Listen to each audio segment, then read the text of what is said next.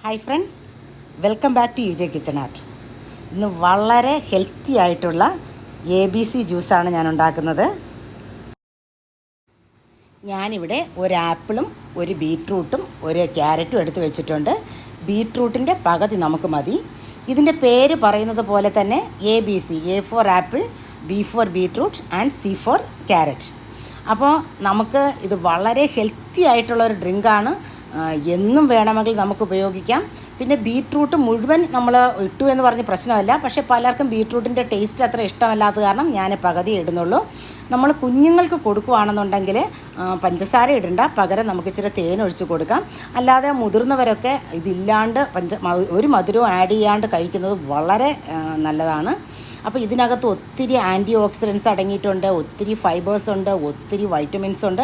അപ്പോൾ ഇതെല്ലാം നമ്മുടെ സ്കിന്നിനും നമ്മുടെ ബോഡിക്ക് മൊത്തത്തിൽ വളരെ ഹെൽത്ത് ബെനിഫിറ്റ്സ് തരുന്ന ഒരു സാധനമാണ്. നമ്മുടെ ഡൈജഷനാവട്ടെ, നമ്മുടെ സ്കിൻ ടോണിനാവട്ടെ, എല്ലാത്തിനും വളരെ നല്ലതാണ്.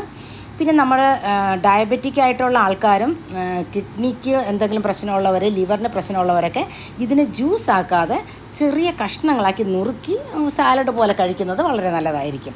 വല്ലപ്പോഴും ജ്യൂസ് കുടിച്ചു എന്ന് പറഞ്ഞ് പ്രശ്നമൊന്നുമില്ല.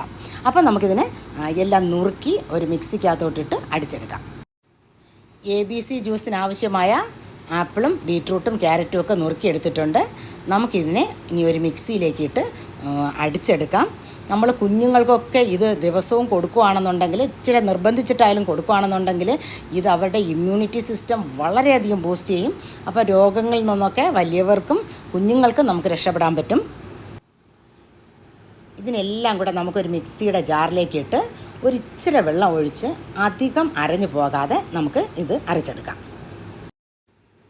ഇതുപോലെ കുറച്ച് വെള്ളം ഒഴിച്ച് അധികം അരഞ്ഞു പോകാതെ ഇങ്ങനെ തരിതരിപ്പായിട്ട് അരച്ചെടുക്കുന്നത് വളരെ നല്ലതാണ്.